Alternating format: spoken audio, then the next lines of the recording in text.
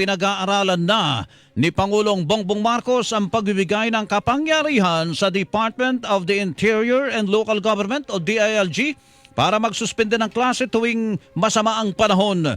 Nauna rito, hiniling ni Interior and Local Government Secretary John Vic Remulla na ibigay sa kanya ang naturang mandato para mapadali ang pakikipag-ugnayan sa mga lokal na pamahalaan.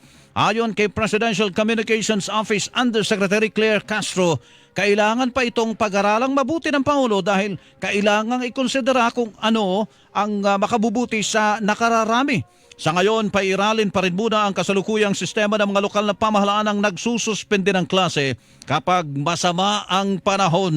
Ito po ay pag-aaralan. As of the moment, ang kung ano yung nagiging sistema natin sa kasalukuyan, kung po muna mananatili. Kung maaari pong makapagbigay agad ang mga heads ng LGUs ng mabilisang order o kanilang panukala kung dapat isuspende ang klase. Ang tinig po ni Presidential Communications Office Undersecretary Claire Castro.